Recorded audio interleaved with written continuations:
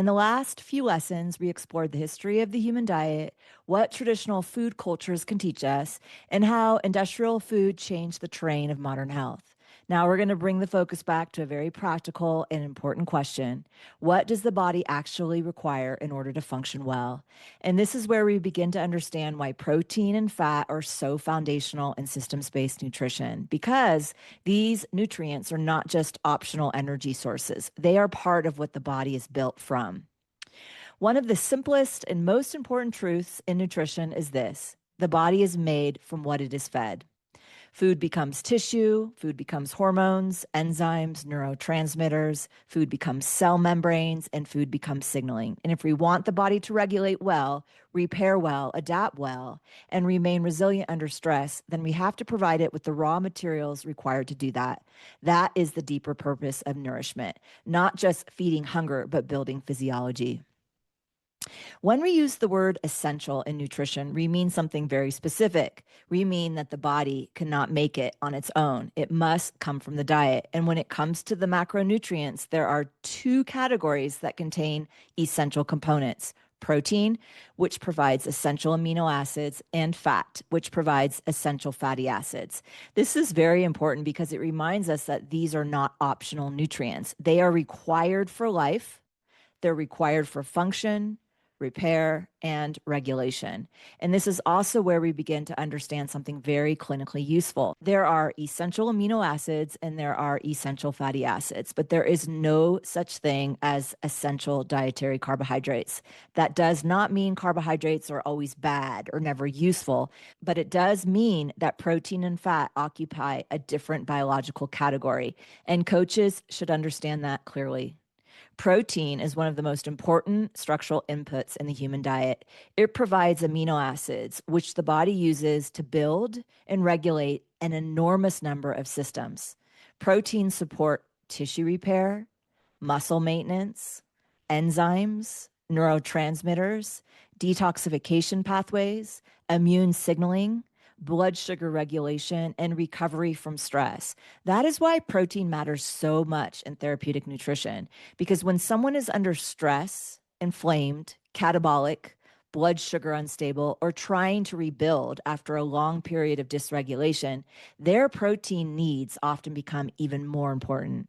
And yet many modern people are significantly underconsuming the very nutrient their body needs most to rebuild. Fat is just as important, but for somewhat different reasons. Fat provides structural support to the cell membranes, stability to the nervous system, fuel for the metabolism, support for hormone production, transport for fat-soluble vitamins, and one of the most powerful regulators of satiety. Fat also helps the body move away from a constant state of glucose dependence. It allows for more stable energy, more metabolic flexibility, and often a calmer, more regulated relationship with food.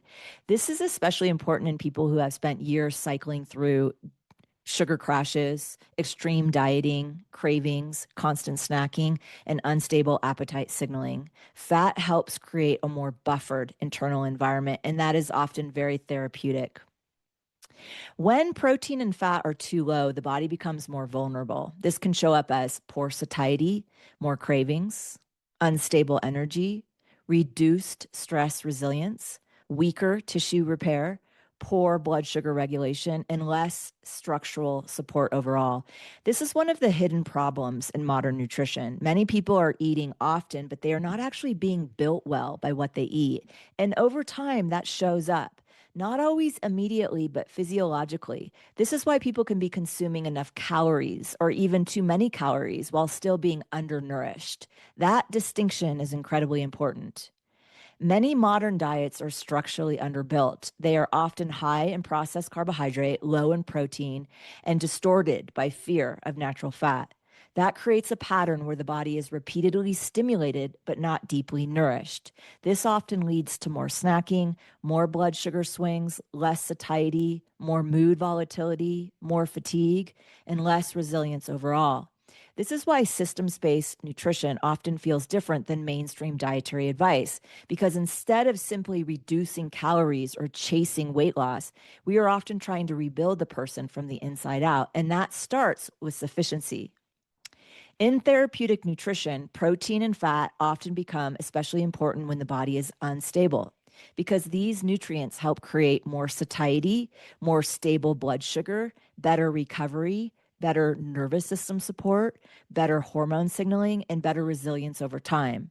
This is one of the reasons your work may often start by simplifying food and increasing structural nourishment, not because it's trendy, but because it helps create the conditions under which the body can regulate more effectively. That's a very important distinction. We are not using food to control the body.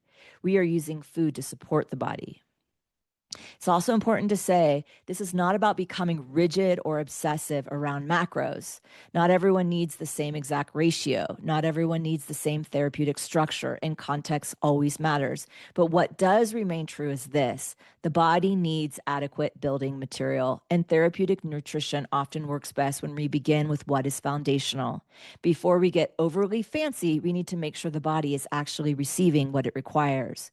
That is a much more intelligent way to practice nutrition.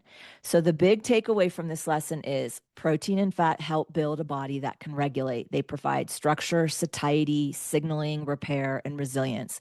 And when the body is chronically underfed in these foundational nutrients, it often becomes more fragile, more reactive, and more dysregulated over time. This is why nutritional architecture matters, because the body does not simply need less food, it needs better inputs.